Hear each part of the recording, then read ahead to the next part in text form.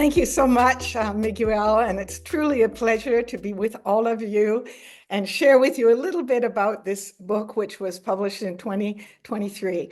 I'd start with just a little bit of history. I was in Hong Kong during the Cultural Revolution as a very young teacher, and I saw the ugly conflict, and I came to believe it wasn't only political. Clearly, political was a big part of it, but it was to do with a rejection of the imposition of Western patterns of higher learning, especially by the Soviet Union.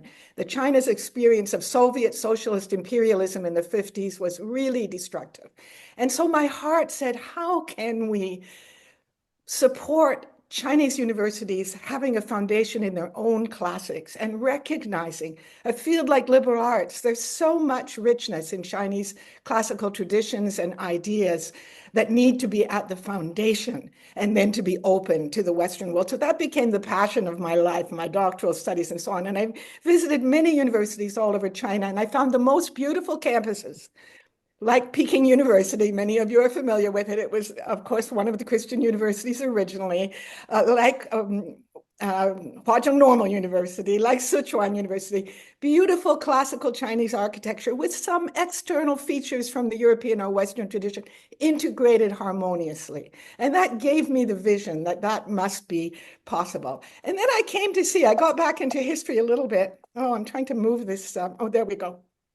Many people think of Christianity as a Western imposition on China. It's actually a Chinese religion as early as England. 30 years after St. Augustine came to England, Alupun, a Syrian monk, crossed the Silk Road and brought Christianity to China. And you can visit the library that he built. You can see the stele of the Chinese monk telling this story. So we have a whole history, a minority, yes, for sure, but a religion that integrated beautifully at different periods of time with elements of Chinese classical tradition. So I just go through that very briefly in this very quick overview. Here's the Silk Road, right?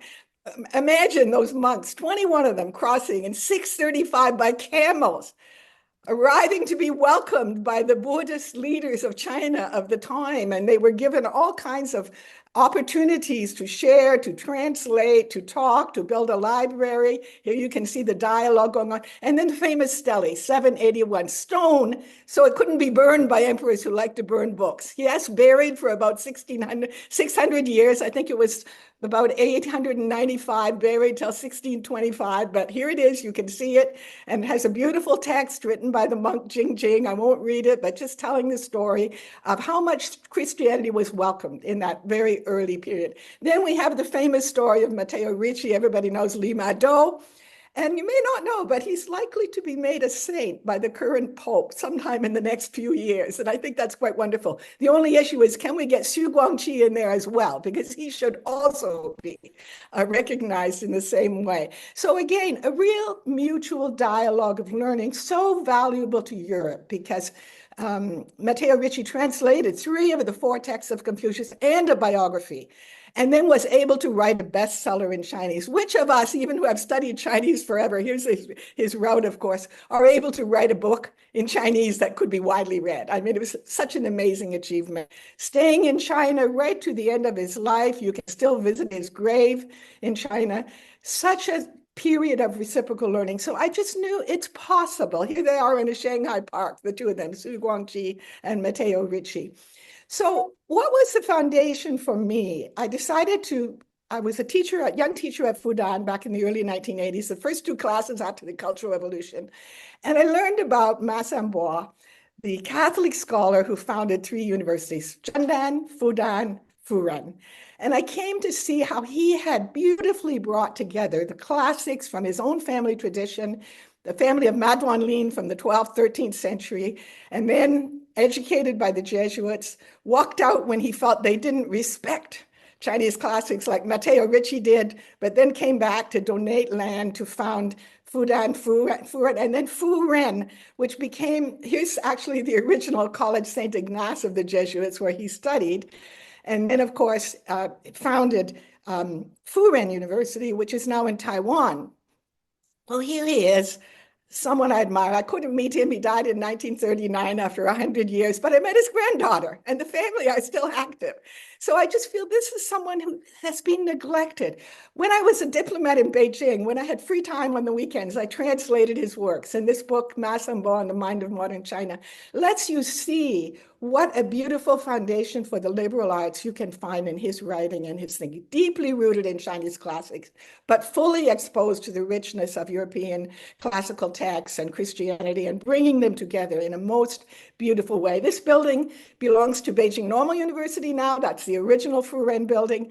And of course, Furen itself is now in Taiwan and still a leading university. So I just felt that history is so important. We tending to think liberal arts is something that came from European traditions, from America in the 1950s, but Asia has its own extremely rich traditions, and they need to be more fully recognized, not only in Asia, but also what the West can learn from them. So we got the idea, Leping and I, to work with a scholar at Chinese U, and Peter actually helped to select 13 chapters written by current professors in a number of Chinese universities about the legacy of the Christian university. By the communists, they're condemned as cultural imperialism. Yes, there's some reasons for that. We don't deny that.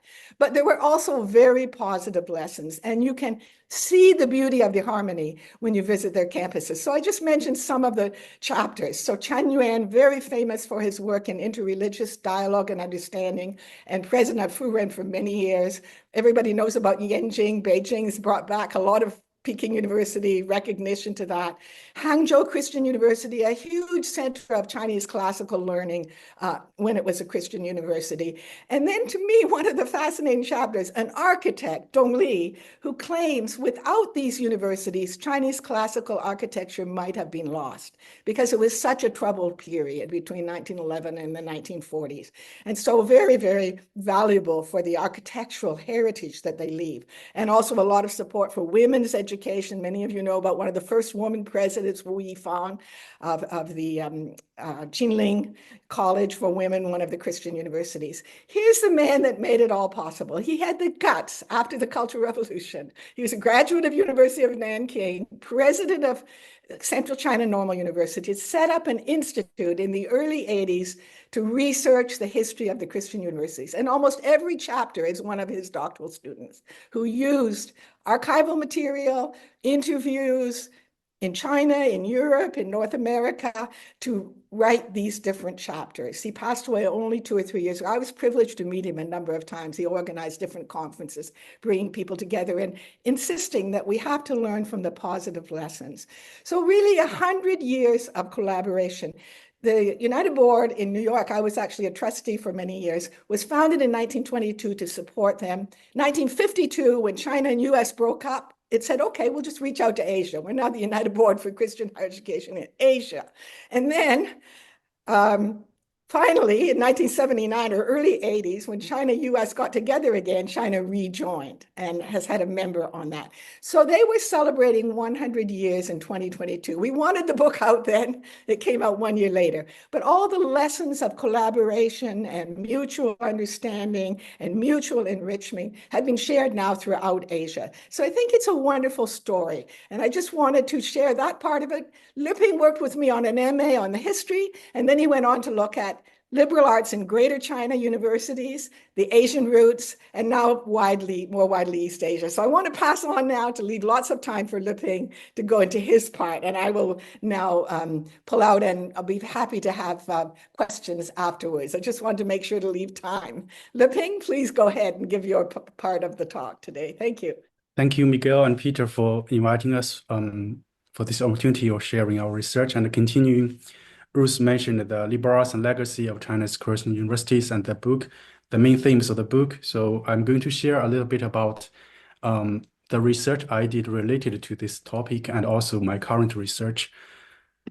So I'm starting with the liberal arts education. So at this time, as when we are thinking about higher education, there's more and more debates about higher education is not only serves as a tool of serving economic development or producing graduates for employability, but how higher education are educating people as active citizens or socially responsible citizens. And especially when we are thinking about the current time, facing the social challenges or uncertainties, what kind of qualities that the graduates from higher education need to be cultivated through the education. That has been a concern and also a topic in research. So liberal arts education has become come onto the fore due to its values, its shared models that liberal arts education has become a global approach to higher education and with a commonly shared models such as like residential learning, general education curriculum,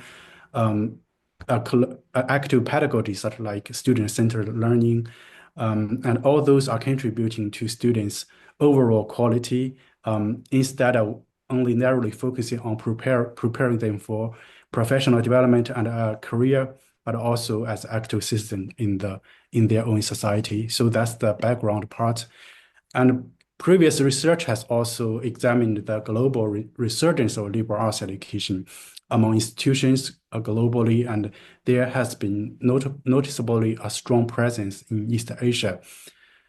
So research has also discussed that those liberal arts education models or programs in the non-Western societies decoupled from the American model. Usually, liberal arts education in the modern universities are regarded as the typical feature of American liberal arts education. However, there could be varieties or interesting models of liberal arts education for us to further examine. And so build on our previous research in looking at the former Christian universities and their liberal arts education, I'm moved on to examine the current liberal arts education in the contemporary institutions, which has some historical relevance to those former Christian universities. And also in research and also in practice, there has been an advocate for seeking an Asian approach of liberal arts education. So I continue that topic to expand a bit to East Asia. So first, I'm going to share a bit from my previous research regarding the contemporary institutions, their liberal arts education in Greater. So that is relevant to the former Christian universities, as Ruth mentioned, that those universities were closed in the 1950s due to a higher education reform in mainland China. However, their campus has been kept and still being used till today, with many institutions which carried on their campus has been developed as normal universities, and also in those normal universities also you can understood as a university of education that bring together the core Confucian and Christian values in their mission, in their goals of cultivating their graduates. And also although those former Christian universities, they closed, their faculties and their programs has been merged into the existing public universities or newly founded university at that time in the early 1950s. Those laid a foundation for the strong disciplinary or program development in the host institutions. And the legacy or the heritage for those former Christian universities has also been carried forward to Taiwan, Hong Kong, and other parts in Greater China, which we can find that in Donghai University in Taiwan, in Lingnan University in Hong Kong, and Chungchi College, which is part of the Chinese University of Hong Kong right now. So in this study, I selected three institutions. One is UMP College at Peking University, and a second one is Lingnan University in Hong Kong, and the third one is Donghai University in Taiwan. All those have their historical roots or historical relations to the former Christian universities. For example, Lingnan University, there has been former Lingnan in Guangzhou before 1950s, and the Lingnan University in Hong Kong was restored by the alumni and former staff and re-established in 1960s. And Donghai University in Taiwan was founded by the United Board for Christian Higher Education in Asia. When those former Christian universities were closed in mainland China, the United Board decided to establish a new university which can carry on the tradition from those former universities in mainland China to carry on the liberal arts education in the Chinese societies, and also moved into Taiwan since 1950s.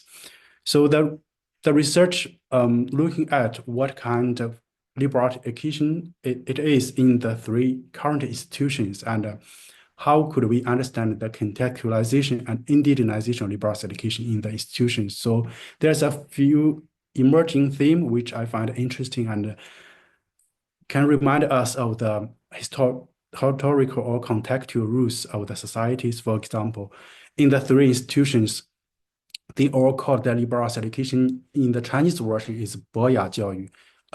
Literally, it means 博 means bold, broad, and 雅 means elegance. So that put together refers to the quality of character.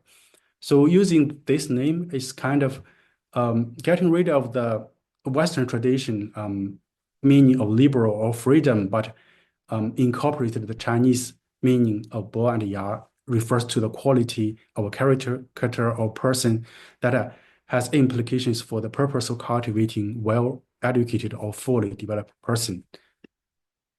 And when asking about what are the core missions or values of the liberal education, there are from the interviewees they mentioned, especially some from Hong Kong or from Taiwan, they mentioned that the liberal education, the most important thing for it is to cultivate a person, for their students how to become a person or about person making.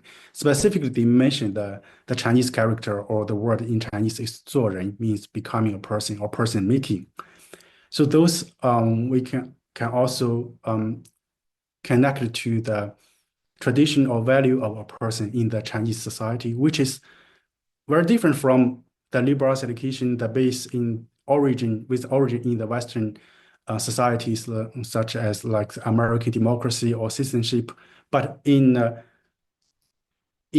parallel way that understanding the value or the quality of a person. So the education goal of a person can be related to the discussion of the cultural meaning of a person or person making in the Confucianism in literature. And that's how they discuss the value of liberal education. Also, liberal education, when asking about how they are implementing the liberal education, and specifically, there are a few interviewees, they specifically mentioned that the modern liberal education, or the current one, which have been moving into the modern sense, which discarded its elitism and moved into egalitarianism, which they cited a Chinese metaphor or phrase. It means 有教无类, which means education should be for everybody, and everybody could be educable and perfectable. So which advocates teaching without discrimination. And specifically, they mentioned liberal arts education. In the past, it might be for the aristocrats, but now in the current society, liberal education is not for elites or leaders, but it has to return to becoming a person, or the meaning of person making, which is for everybody. Another theme that emerging from this study is that when discussing the outcomes of liberal education, specifically, they mentioned a metaphor in Chinese, which is 百年树人, which means it takes 100 years to cultivate people, a generation of people. So they mentioned that liberal education or whole person education does not have an immediate impact. The result cannot be seen immediately by the graduate's employment, but this effect is to cultivate people for 100 years. And this analogy of planting trees or nurturing people suggests that education is a long-term task, and when cultivating people as well-rounded citizens, their contribution in the society could only be seen in a couple of decades when they played a role in the society and made a contribution to the community. That's a few themes coming from the research in the three cases in Greater China. And currently, I'm moving forward this research in East Asia. Last year, I did some interviews in liberal arts universities in East Asia. So there is an alliance called Alliance of Asian Liberal Arts Universities, which included member universities broadly in East Asia, including South Korea, Japan, mainland China, Taiwan, and Hong Kong. So I'm just sharing some preliminary findings from this research regarding liberal arts education in East Asia broadly. So this research is looking into the higher education through the lens of decolonization, which means not looking at how they are following or following the American liberal arts model, but specifically what are the local values and cultural traditions that they are using to define their liberal arts education, their ideal of higher education, and what kind of ideal citizens they are seeking to cultivate, moving beyond the dominant Western paradigms. So by looking at the mission documents and the goals of liberal arts education, also interviewing administrators from those institutions, there's a few interesting things which was related to the institutional type and history, and also the cultural and social traditions of those institutions. For example, on one side, they are mentioning their liberal arts education is understood as whole person education, moral, that is for cultivating a moral person or for character development, with a care for peace and harmony from East Asian cultural traditions. Another aspect is that their understanding of the person and humanity or the person's quality are also related to the religious background, such as Christianity and Buddhism, which was the founding background of the institutions. I'm providing a few examples. For example, how they integrating the cultural values of whole person or moral person into their goals of liberal arts education. For example, National Zhengzhi University in Taiwan, they mentioned harmony in their motto, which is a typical East Asian term that people like, harmony. Another university like Hong Kong, Heng Sheng University in Hong Kong, their administrators describe their university as a Junzi university. So Junzi is borrowed from the Confucian tradition of a noble person, or a person that is educated and contributing to the community. By highlighting those qualities, integrity, resilience, grace, and humbleness as the qualities for their graduates. And another one from South Korea, Ewha Women's University. In their motto, they mentioned truth, goodness, and beauty. Those also the name of this university, Ewha. Ewha means the pear blossom, which they are using it to symbolize dignified students who strive towards intelligence and virtue as kind of cultural character and cultural tradition. Another thing emerging is that there's quite a few universities which belongs to the Alliance of Liberal Arts University. They are education university. In China, they were called normal universities. So specifically, they mentioned the mission or their character of teacher training. They mentioned the Chinese term 师范. 师范, they mentioned literally it means teacher as a model.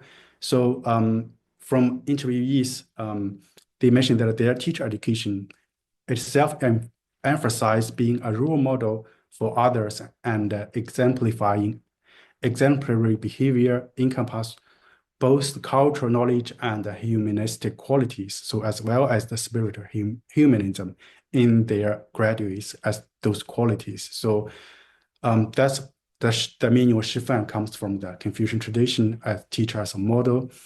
Also, this is not only within the Chinese context in mainland China and Taiwan, but also in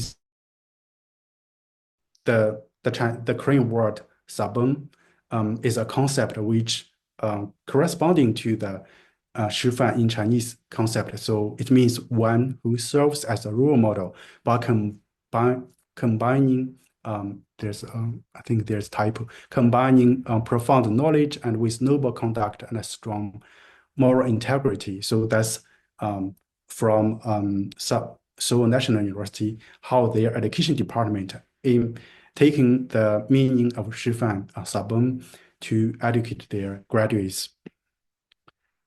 And also, besides the culture or social context, their mission or their understanding of the quality of a person as the core part of the liberal arts education is also related to their religious background. For example, there are quite a few universities which has a religious background.